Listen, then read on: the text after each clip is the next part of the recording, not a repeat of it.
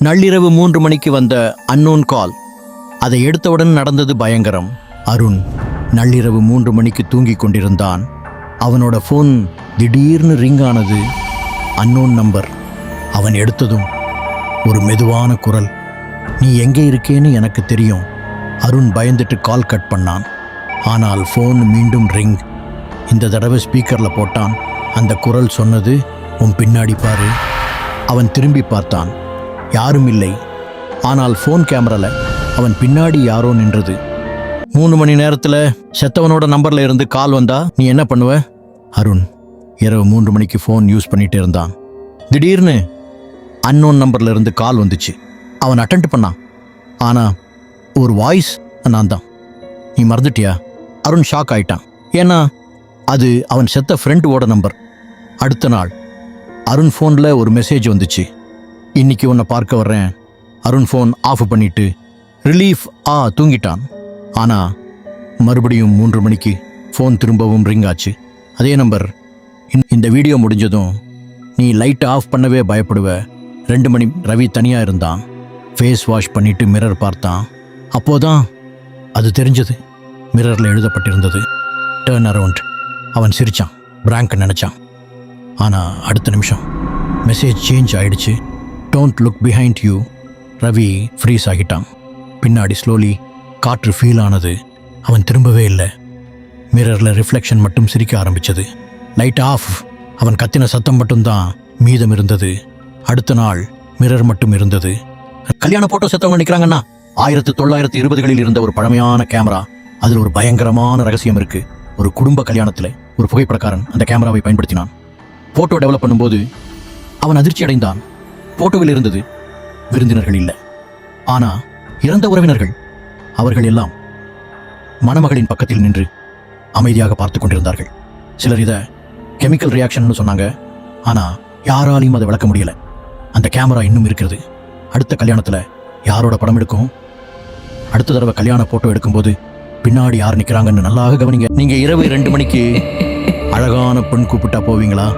ஒரு கிராமத்துல இரவு 2 மணிக்கு வெளியே போனா திரும்பி வரமாட்டாங்கன்னு சொல்லுவாங்க. அருண் அப்படின்னு ஒரு பையன் அந்த கதையை நம்பல. ஒரு நாள் அவன் லேட்டாக வீட்டுக்கு வந்தான்.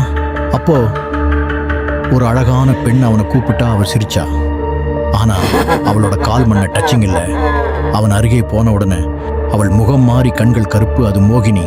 அவன் மறுநாள் உயிரோட இல்லை. நீங்க வீட்ல வச்சிருக்கும் பொம்மை இரவில் உயிர் பெறும்னு தெரிஞ்சா ஒரு சிறுமிக்கு ஒரு பழைய பொம்மை கிடைச்சது. அவள் அந்த பொம்மையை ரொம்ப பாசமா வச்சுக்கிட்டா. ஆனா ஒவ்வொரு இரவும் அந்த பொம்மையின் கண்கள் மெதுவா திறக்க ஆரம்பிச்சது. ஒரு நாள் இரவு 3 மணிக்கு அந்த பொம்மை அவளிடம் பேசிச்சு.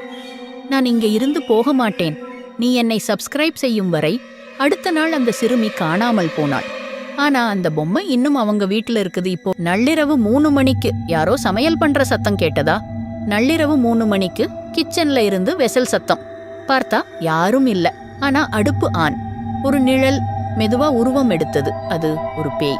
அது என்கிட்ட கேட்டது, சிறிது புளி இருந்தா கொடுங்கள் என்று. அது புளி ஊற்றி குழம்பு பண்ண ஆரம்பிச்சது.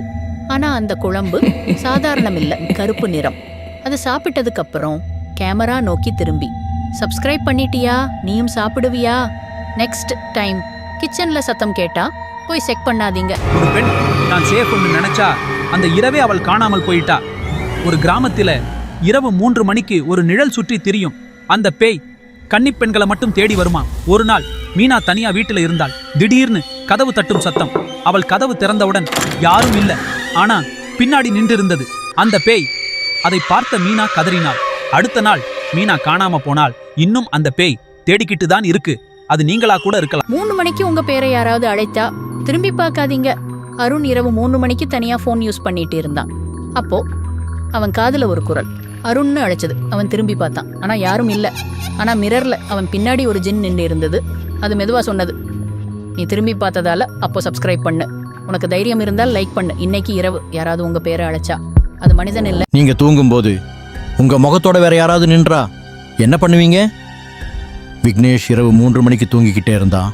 அவன் பக்கத்துல அவனை மாதிரி ஒரு உருவம் மெதுவா உருவாக ஆரம்பிச்சது. அது அவன் முகத்தோட. ஆனா சிரிப்பு மட்டும் மனிதனோட இல்லை. விக்னேஷ் விழிச்சப்போ அவன் பக்கத்தில் அவனே உட்கார்ந்திருந்தான். அது மெதுவாக சொன்னது, நான் உன்ன மாதிரி ஆகிறதுக்காக காத்திருந்தேன்னு அடுத்த நாள் அவன் ஃபேமிலி கிட்ட இருந்துச்சு. அதுதான்